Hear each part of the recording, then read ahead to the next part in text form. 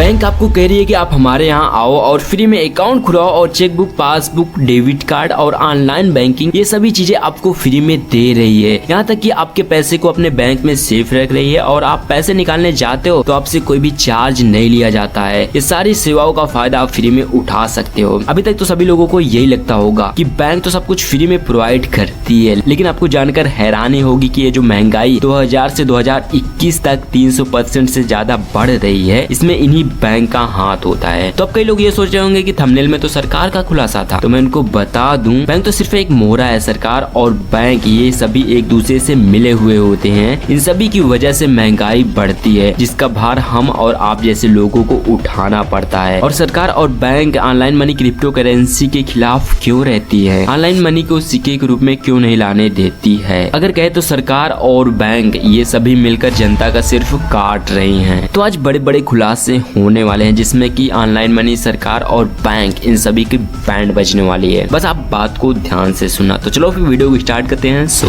Let get. तो पहले हम जानते हैं कि महंगाई आखिर बढ़ती क्यों है, और फिर हम जानेंगे सरकार और बैंक का सच। ये तो सबको पता होगा कि जो देश जितना ज्यादा पैसा प्रिंट करेगा वहाँ पर उतनी ज्यादा महंगाई बढ़ेगी। जिनको नहीं पता मैं इनको बता दूं ये कैसे होता है। तो जैसे अगर कोई देश ज्यादा पैसा प्रिंट करने लगेगा तो डेफिनेटली वहाँ के लोगों के पास ज्यादा पैसा होगा, और पैसा ज्यादा होने के कारण उनकी जरूरतें भी बढ़ जाएंगी, जिसकी वजह से वो अपनी जरूरत की चीजें ज्यादा बाई करेगा। और इसी तरह सभी लोग ऐसा करेंगे, सभी लोगों की जरूरत बढ़ जाएगी। लेकिन सामान की प्राइस कम होने के कारण उसे हर कोई खरीद सकता है, जिसकी वजह से सामान की वैल्यू और क्वांटिटी कम हो जाएगी, क्योंकि उसे तो हर कोई खरीद सकता है। इसीलिए ही सामान की कीमत बढ़ा दी जाती है, और इसी की वजह से ही उतना सामान लेने के लिए हमें ज्यादा पैसे ले जाने की जरूरत पड़ेगा। इसीलिए किसी भी देश में मनी एक लिमिट तक प्रिंट किया जाता है। और मैं आपको बता दूं यही गलती पहले भी कई देशों में किया जा चुका है। वहाँ पे भी पैसा लिमिट से ज्यादा प्रिंट किया जा रहा था, जिसका नुकसान उन्हें बहुत ही बुरी तरह से भरना पड़ा था। जैसे कि कुछ साल पहले दक्षिण अफ्रीका देश में जिम्बाब्वे की सरकार ने बहुत सारे नोट छापने की गलती की थी, जिसकी वजह से वहाँ की करेंसी की वैल्यू बहुत ही ज्यादा गिर गई, और वहाँ के लोगों की हालत इस तरह बिगड़ गई कि वहाँ दूध, ब्रेड, ऐसी छोटी छोटी चीजें लेने के लिए भी बैग भर भर कर नोट ले जाना पड़ रहा था। और प्रथम विश्व युद्ध के समय जर्मनी ने भी यही गलती किया था। मतलब कि युद्ध के समय दूसरे कंट्री के करेंसी को ज्यादा खरीदने के लिए ज्यादा पैसे प्रिंट कर रही थी, जिसकी वजह से वहाँ की भी हालत बहुत खराब हो गई थी। इसी तरह और कई देशों में भी ऐसी गलतियां कर चुके हैं। इसी वजह से छोटे सामान को भी बाई करने के लिए उन्हें लाखों रुपए ले जाना पड़ रहा था। तो यही काम इनडायरेक्टली यहाँ भी हो रहा है। जैसे अगर आप बैंक में पैसे रखते हो और 1 से 2 साल बाद काम पड़ने पर निकालोगे, लेकिन हमारे देश में हर साल 7% से भी ज्यादा महंगाई बढ़ती है। लेकिन जिस पैसे को आप सेफ समझकर बैंक में जमा किए हो, वो आपको 1 साल में ज्यादातर बैंक 2.7% तक ही ब्याज देती है, और कुछ बैंक होती है जो 3 से 4% तक इंटरेस्ट बढ़ा देती है। मतलब कि 1 साल में देश में 7% तक महंगाई बढ़ती है, लेकिन आपको बैंक 2.5% तक ब्याज देता है। मतलब कि ये तो डायरेक्ट आपका पैसा बैंक में जमा करने के कारण उसका वैल्यू 3 से 4% कम हो रहा है। और इसी तरह जब हम पैसे को जमा करने जाते हैं बैंक में, तो वहाँ पे हमसे कोई भी फी नहीं लिया जाता है। लेकिन जब आप दूसरी कंट्री या फिर स्टेट में भेजने जाओगे पैसे को, तो वहाँ पे आपसे चार्जेस लिए जाते हैं, बहुत सारे टैक्सेस लगाए जाते हैं। इवन देखा जाए तो आपको कोई भी सर्विस फ्री में नहीं दी जाती है, बल्कि इनडायरेक्टली आपसे ही ले लिया जाता है, वो भी बड़े अमाउंट में। और सिर्फ इतना ही नहीं, अगर कोई गरीब बैंक में लोन लेने जाता है तब उस पर बहुत ही प्रेशर डाला जाता है पैसे वापस करने के लिए। उनके बहुत सारे डॉक्यूमेंट्स मांगेगी, फिर भी उन्हें बहुत ज्यादा कठिनाई उठानी पड़ती है, और फिर जाके उन्हें लोन मिलता है। वहीं अगर कोई नीरव मोदी, विजय माल्या जैसे लोग आएंगे लोन लेने, तो उन्हें आसानी से दे दिया जाता है, वो भी बड़े अमाउंट में, जैसे करोड़ों अरबों में। तब भी उनपे कोई भी रेस्ट्रिक्शन नहीं लगाया जाता है। और इसी तरह अगर कोई इतना ज्यादा अमाउंट लेने के बाद वो भाग गया, तो इसका पूरा प्रेशर बैंक पे पड़ता है, और बैंक भी रन हो जाता है, मतलब कि भाग जाता है। या फिर सरकार उसे बेल आउट करने के लिए सरकारी बॉन्ड जारी करती है, जिसमें कि और ज्यादा पैसे प्रिंट होते हैं और महंगाई बढ़ जाती है, और इसका भी भार हम और आप जैसे लोगों को उठाना पड़ता है। और सिर्फ इतना ही नहीं, मतलब समझो जैसे अगर कोई बंदा 10 करोड़ रुपए बैंक में जमा करता है ताकि उसका पैसा सेफ रहे, और वो सोचता है कि उसका पैसा तो बैंक में सेफ है, लेकिन नहीं, वो पैसा बैंक दूसरे शख्स को लोन दे देती है, और वो भी उसे कैश में नहीं देती है, बल्कि उसके बैलेंस शीट की अमाउंट बढ़ा देती है अकाउंट ट्रांसफर के जरिए। मतलब आप इसे इस तरह से समझ सकते हो कि आपके 10 करोड़ जमा करने के बाद कोई दूसरा बंदा आता है और कहता है कि मुझे 7 करोड़ लोन चाहिए, तो बैंक क्या करेगा, बैंक उसे आपके 7 करोड़ रुपए दे देगा। मतलब कि सिर्फ अकाउंट शीट में बैलेंस की नंबर बढ़ा दी जाएगी और पैसा उसी बैंक में रह जाता है, और आपको लगता है कि ये पैसा आपके बैंक में है और दूसरे पर्सन को लगता है कि पैसा उसके बैंक में है। और वहीं पे अगर कोई तीसरा बंदा आता है और वो कहता है कि मुझे 2 करोड़ लोन चाहिए, तो बैंक भी उसे 2 करोड़ लोन दे देगा। इससे 7 + 2 + 10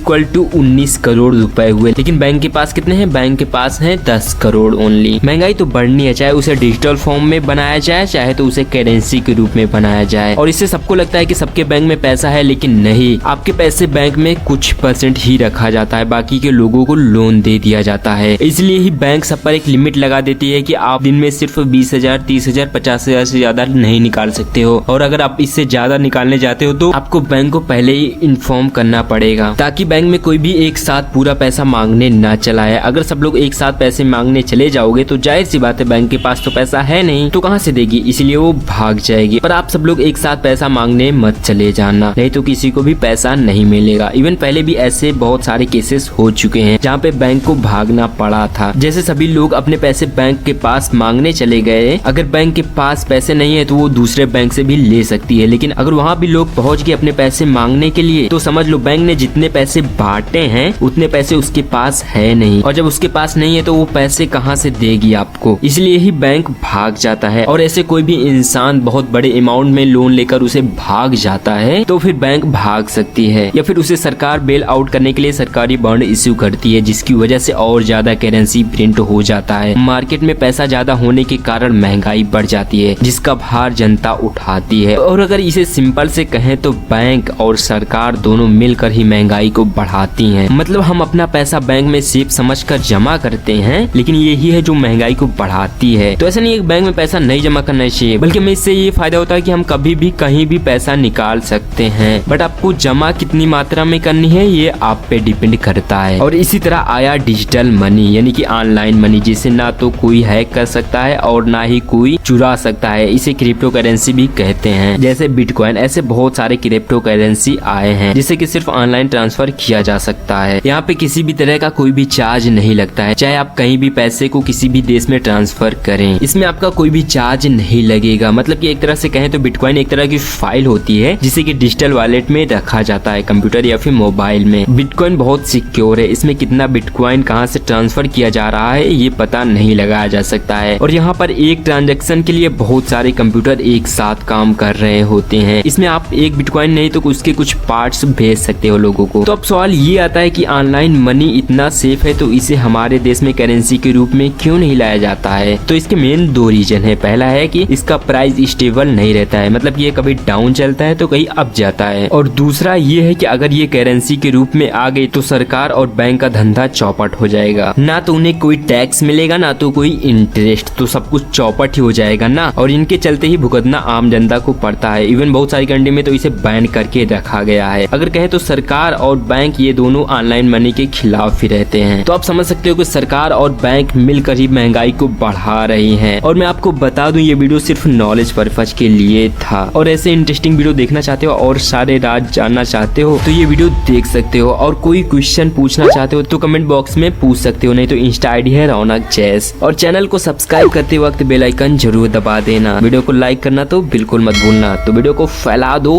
वीडियो को पूरा देखने के लिए आपका दिल से धन्यवाद।